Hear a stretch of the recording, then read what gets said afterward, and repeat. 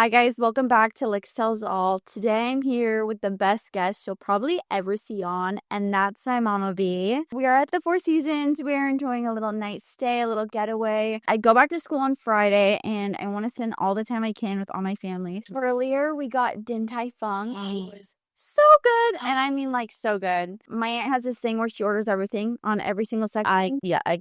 I'm the orderer. Yeah. They give the paper comes to the table. If anybody's been to Din Tai Fung, they give you this paper of all the menu items. And anybody that comes with me, they're like, just give it to Brittany. Today we're diving into all the icks and some of what we love about working in the service industry. This is the lady who's literally brought me into it all. I swear I was 13 years old working in the bakery, so I feel like I've been doing this as long as I can remember. I love working in the service industry. I feel like I want my kids to always start like this. There's just a few icks along the way because some people are just a little amazing but also a little shitty. So every time she says, then she's going to take a sip. Tell everybody how long you've worked in like the service. My first job was at Subway at 15. You were just Subway? I was a sandwich artist at Subway when they did, listen, you want to know how long ago this was? When you cut the sub bread. So they didn't always cut the bread like this. Like, you know how they cut the bread like this and then they open it up?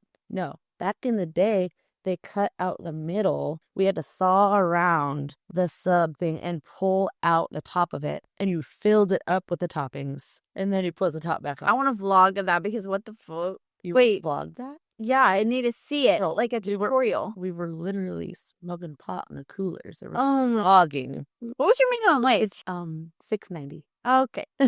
Okay, so I'm going to ask you, how do you feel about tipping culture? Does it depend on what the business is? Wait, what do you mean? If you're getting coffee versus a whole dine-in restaurant, if you're getting your nails done. I mean, I think if you're getting a service in any way, if someone's doing something for you, you tip them. You tip them. That's how I feel. But I mean, is it because I've been a part of this for so long? It might be different too for like people who work in a restaurant that isn't a small business, like say a corporation or something. Yeah. You know, like they're probably like, if you don't have the money to tip, then don't come out to eat. I own a small business, so I'm like, every dollar that comes in there is like a tip to me. If you are coming in and supporting my business, it's like the best tip. Yeah. You know, it's all for the business. It's not a big corporation. It goes to everybody else. So I think in that sense, that's why it's different to me. So if you come in and you don't have the money to tip, but you're paying for a meal, for me, that's tip enough. Like there was a lady that came in the other day and she was waiting for a friend that never showed up. And she was like, "Can I just get a Bloody Mary? I've heard they're really good." And I was like, "Yeah, absolutely."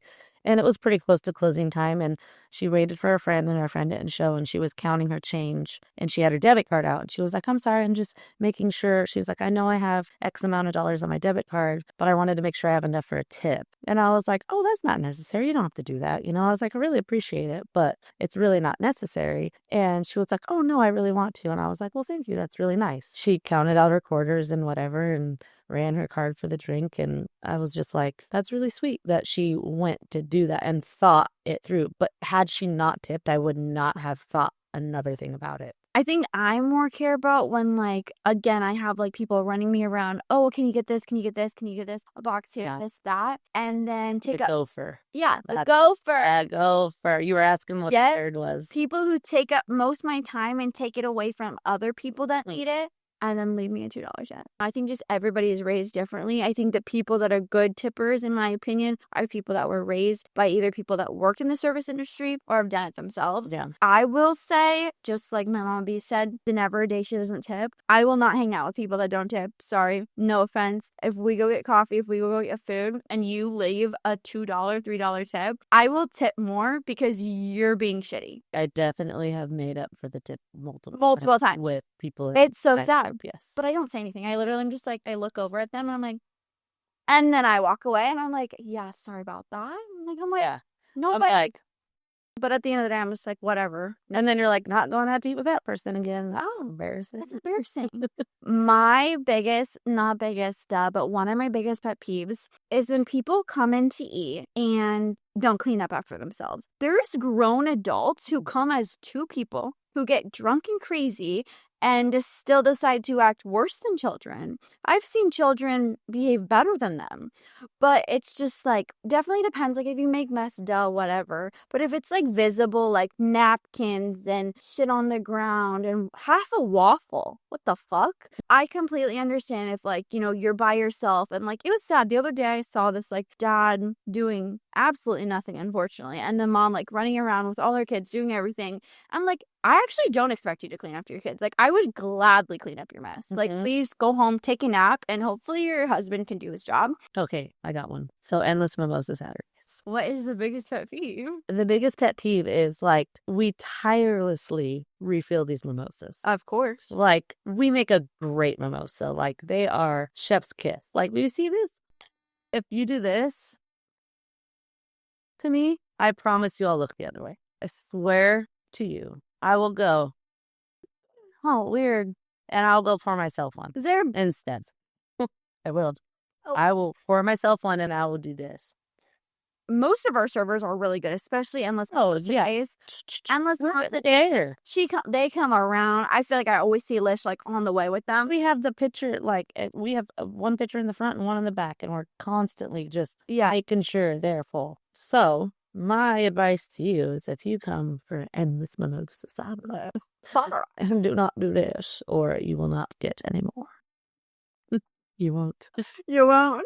Sure won't. We mean with endless bloody You stuff. just sit there nicely and say, "May I please have some more?" Ooh, I got one. I love it. Yeah, I gotta go. Okay, go. Do not come to the silverware station and grab your own silverware. Do not touch Who does that? guests. Really? They come back to where our silverware is, and they will grab silverware or napkins or things and put their hands. And I'm like, "Oh, can I help you Yeah. with something?" And they're like, "Oh, well, we need more napkins." And they're like grabbing the rolled silverware, and I'm like, "Okay, well, those are other people. You're putting your hands on other stuff. Now I have to go wash all those because I don't know where your hands have been." Yeah. You know, Probably in like your book, correct? oh, come on, man. Why did you do that? I've never had anyone do that before. Oh my gosh, all the time. No. So then they're like, "Oh, well, I need more napkins." And I'm like, "Okay, well, I'm happy to get you some." Yeah. My intrusive thoughts are like, I'd be like, "Ma'am, no. I want to do that, but I would never would." you never would. But like, I do a double pat. Double pat's not bad. If you went up, I don't think it's mean. picture this. "Hi, can I help you with something?" And you reach for napkins. I don't think that's serious. I got you. If, Jail time. Jail. if they went and I was trying to do something, they went to it and I went, "Hey, no, I don't want to." That is the epitome of rude. No. That is rude. I'm so glad my last day was today. Me too. Also. Oh. Not really a pet peeve, but I guess more of, I don't really understand why, when, especially on Saturdays and Sundays when there's a line outside, super full, there's tons of people, right? Yeah. Two top comes in, say they're the first person in line. Yeah. I go to seat them at 8 or 9, which 8 or 9 are our two tops. Perfect for two, right? The rest are 4. We got an 8 top / 10 top. We have the bar seating, which we have 5 seats at one, 4 seats at the other. And I seat them at the 2, and they're like, "Oh, can't we sit there?" And I'm like, "Well, there's a lot of people behind you. And, you know, if we get to the 4, we get all the way with those filled with 2 tops. And then we have 4 tops come in. Like, where are they supposed to go? Like, these tables are designed for 2. So And you wish you could say all of that out loud, but you just say, I don't though. You say it? I don't say that, but I say, well, there's a lot of people in line. Once we get everybody seated, I'm happy to move you to one of those tables. But if we can see where everyone falls first, so everybody has a chance to be seated because they've all been waiting. I think that's fair. I think that's polite and fair. Okay. It's polite and fair. Everybody's been waiting outside the same amount of time as you. So let's give everybody a chance to get settled in. And if there's a 4 top, a bigger table that you feel is more comfortable for you and no one's sitting at it, then so be it. We will seat you there. Yeah. I think that's everybody gets a fair chance to barge in at 10 and get the seat that fits their party. I would have just been like, okay, that's a longer wait, and then call the next 2 and let them be done with their drinks and eat by the time you want to sit down. Mm-hmm. You're gonna wait extra long because you don't want to. The table that fits your party. I think a lot of people have this because I went to another restaurant the other day and they were like, sit anywhere. Oh, I'm so sorry. Like, that's dirty. And I'm like, well, of course I would never sit here. And they're like, you'd be surprised. And I'm like, oh, I know. I was surprised. Like the amount of people that seat themselves at a dirty table. Are you surprised? I am and I'm not, because there are restaurants that are historically okay with that in our area. I think I'm more surprised at the amount of people that think that because their name is on a list ahead of someone else's, or so they think it's ahead of someone else's, because that person wasn't in the room with them when they put their name down. Oh my God, don't even get me started on that. So like Jane and John came in, put their name down, and then decided to take a walk on a nice day. Like I tell them instead of standing right in the lobby, because we tell them, please go enjoy the sunshine. We'll call you when your table's ready.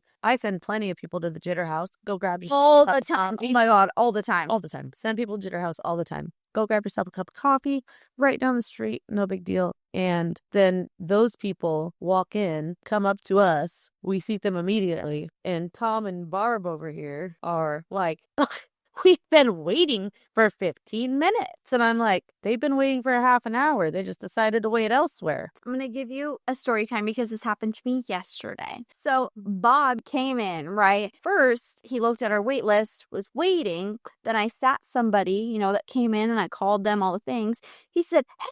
I said, hey, they put on my wait list. I'd love to put you on it. And he said, well, yeah. The name's Bob. The name's Bob. And I got his phone number and we sat him, and it wasn't just like he was being mean to me. He was being mean to everybody. Well, good. That's what we like. Yeah. Straight across the board. Sure.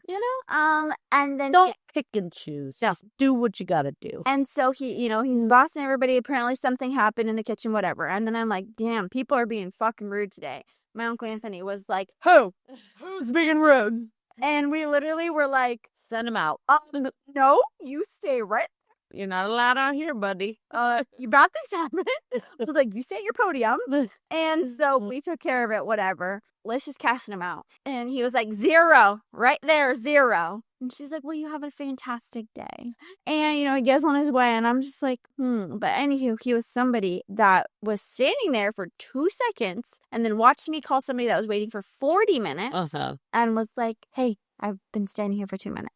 What about the people who go online to leave a review? Oh, and don't say it to my face or what? Yeah, like they don't have any problem during the experience, and then they get online and leave a review. Like Maddie R. That's not even her real name. She made a fake profile. Maddie R is the name, but the person, we know who she is. She works in the community. Oh, I never seen her a day in my life when I saw her. She went out of her way to make a fake account on Yelp to leave a review that was a complete lie. Like, you know what? If you get a bad Yelp review and your experience was bad and you're sharing your experience that you feel like other people need to know about and it's valid and you spoke to us and let whatever happen and let us know, and you still don't feel validated or you just want people to know how it went for you, that's fair. Yeah. As long as it's all in truth and opinion. It's what you get to do. It's your right to do that. But to go on and spew lies and do it under a fake account, which I think is laughable. Well, fake accounts are just keyboard warrior cyberbully. Yeah. The review she left outed her in the first place. So anyway, she said the service was terrible. The food was terrible. Everybody's terrible. The only thing about it was that the place is cute and decorated nice, but that we tried to scam her for bottomless mimosas, even though she clearly ordered bottomless mimosa, but then she only had one, so Alicia offered to switch it for her and then also gave her one to go. Back up, who even cares about the mimosa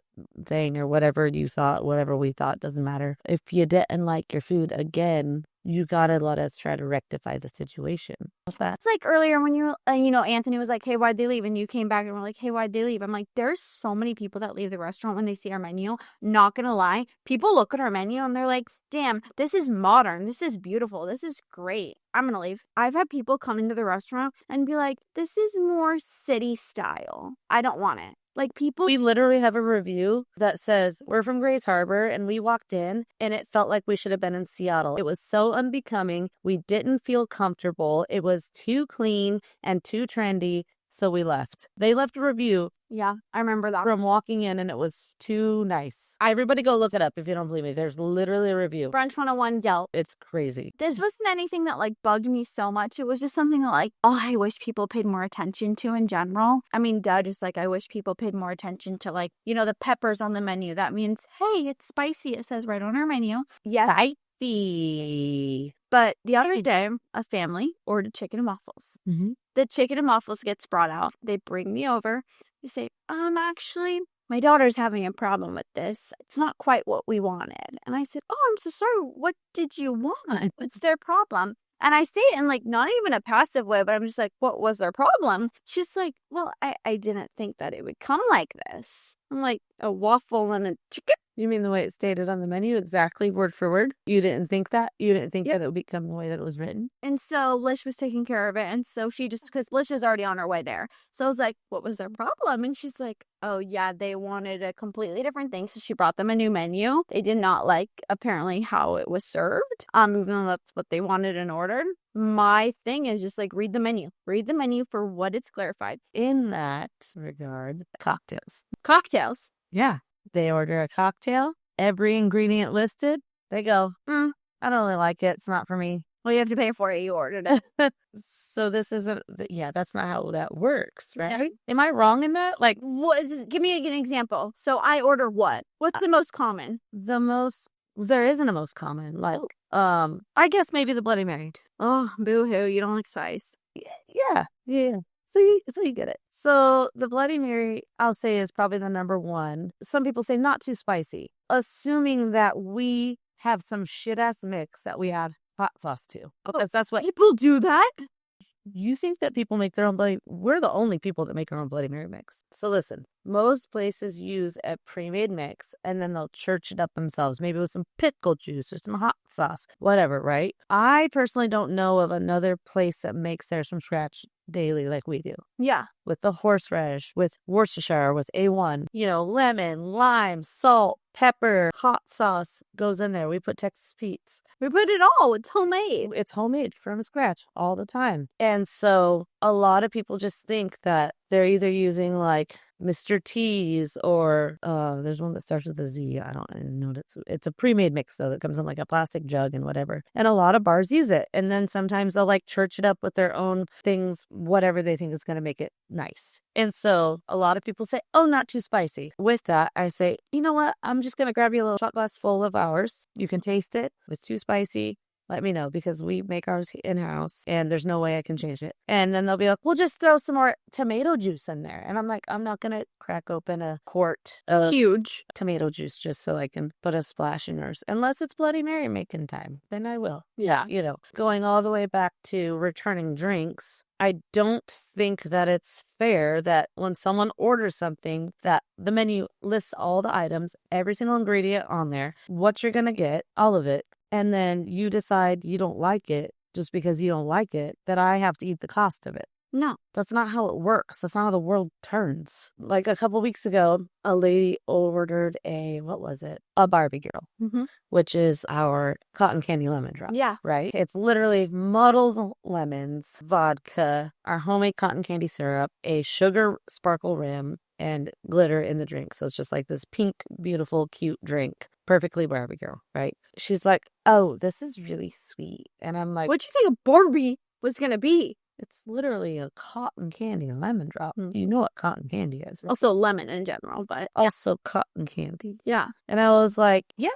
And she was like, I just really don't like it. I just didn't think it was going to be this sweet. And I'm like, okay, well, I can go muddle some more lemon in. No, I just want to get something else. And I'm like, have your whatever, finish it then. Yeah, like, so you want me to go dump all the alcohol that you just ordered down this because which was it? Because you ordered something that you didn't know. People do this with food too. Oh, I've never had this before. Let's do it. They order it. Oh yeah, I didn't like it. It's not my fault you wanted to play experiment time. I was just gonna say that. You could have got a basic brunch and stuck to your guns and did that. Why do I have to pay for you and your experiments? Is that fair? I honestly want to know. Is that fair? Yeah. Why do I have to eat the cost of your little, you know what? I'm going to go on a limb and try something new today and then shit all over it because it's not my style. Beanbags where I also work, coffee stand, we like get Friday reminders, so it's like a bunch of like stuff we need like a weekly reminder about. Sometimes it's surprise drinks are not on me, so people come up and they're like, hey, a surprise,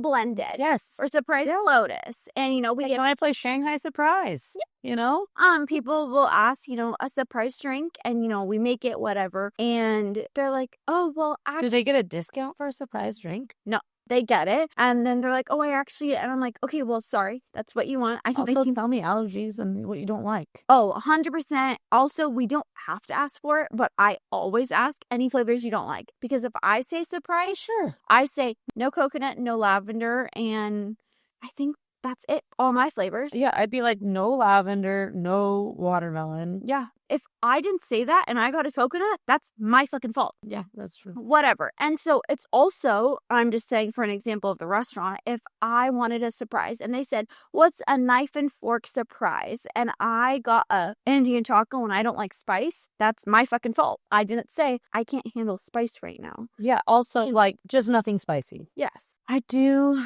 have one. It's not really an ick per se. It's just kind of like an annoyance because it's an annoyance all around because I wish we had a bigger restaurant. And it's like, say Mother's Day, right? We have 50 seats in the house at most. Yeah. That's like pushing it. And you see that line outside on Mother's Day that goes all the way to the theater. And it's usually about 80 people. So you know that 30 of those people that have been standing there, obviously not as long as the ones that have been standing there in the first place, but they're all going to go on an automatic waiting list. Yeah. Some of them know that, but not all of them know that. So then when they get up there, they're like, well, we've been standing here. And I'm like, I'm really sorry. There's not much I can do about that. Well, why don't you take reservations? It would be way better if you took reservations. And I'm just like, how am I supposed to take reservations? Brunch, in my opinion, is something that you enjoy with your friends. And while I do believe everything has a limit and you shouldn't abuse the time, I can't just go be like, yep, you got to go now. There's someone waiting for your table. I can't do it. Brunch is something to be savored and loved. And I truly believe that. I truly believe that the culture we've built within brunch is something that people come to enjoy. And I'm not willing to kick people out because they're taking a little longer. That being said, there's those times that people sit around and camp after they've already paid and they see all those people still waiting. Yeah.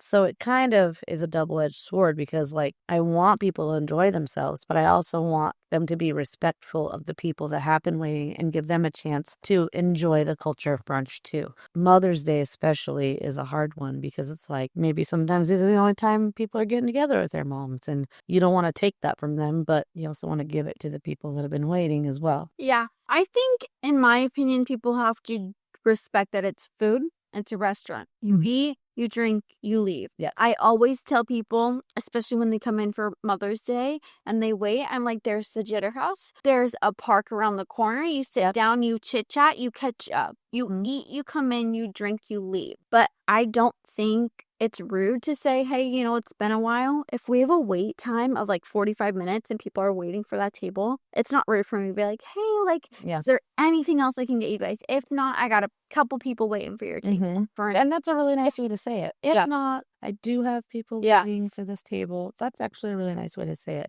I can be nice sometimes. I think it's hard for me to do it because I do feel like I want people to feel comfortable and love it there. And I love that they want to stay there. But I also feel like in my heart of hearts that if you truly love us and our restaurant and our culture, that you would respect the fact that the business we run and that we want everybody to have the same chance to come and enjoy themselves. There are a lot of really kind people. Just a couple days ago, they moved from table 1, saw that there was a 4-top, they were 2, and they moved to table 9 on their own. And it was just super kind. Or people are like, oh, we still want to have a couple drinks, but we're willing to move up to the bar if you need this table all the time. And then there's our regulars who are so lovely. You know, the ones you can go up to and ask that of, like Perletta. They're actually at this point being like, dang, we need to help them make more money. But it's like what you said. I think it's a more respect thing. I think when it's gotten, like, duh, if you're here for 40 or maybe 35, 40 minutes, you take your time. I think, honestly, in my opinion, an hour is food. Yeah. Depends. And it also, though, depends on our kitchen. I was just going to say. Yeah. Depends on our kitchen. Sometimes that first rush, because, you know, on those Saturdays and Sundays, we open at 10 and we're full by 10:05. Yeah. So 5 minutes in, every single table's full. That means that kitchen's getting 50 orders at one time. And I don't think a lot of people realize that. No one does. I don't, which is wild to me, because you know y'all sat down within 5 minutes of each other. It's like, so for you to be upset that this person got their food before you, it's crazy. And we do our job as a servers to be like, okay, that our biggest table, we're going to put it in last. We're going to try to get every two top in first. For sure. They can eat. And then, because the one, we're getting drinks, we're having fun, you know, whatever. Every day when this happens, I hope that people go, you know what? We all sat down at the same time. No. It's a hard thing to navigate sometimes, for sure, this business. It's hard, but it's also like... It should be easy, but sometimes they just make it so hard. This was all our icks funny. Of course, we love everybody that comes into the restaurant. We wouldn't have it any other way. It's just a few things that, you know, we would change.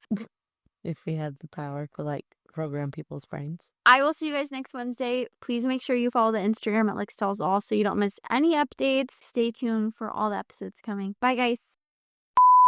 Little break in the pod. Listen, designer handbag. Like, what? I just picked this up today for a whopping $212. You could get one too. Oh my God, Mom, they gave you... Oh, they have to... No, they don't. Yeah, they do. I see it. Babe, you can come up here. Yeah, get in here. What's this? Oh. That dumpling? Yeah, that one. Sugar. 10 out of 10. You know, it's a 12 out of 10. What? The chocolate ones. Shut up. You gotta cue that little video in. I will. Cheers. So good. This is so good. Nope. That was no spicy for me. No, the sauce is at the bottom. Yes, it was. The sauce. If it's spicy, I'm gonna kill you. Yeah, the sauce is at the bottom. It's not less. It's still spicy. What's that?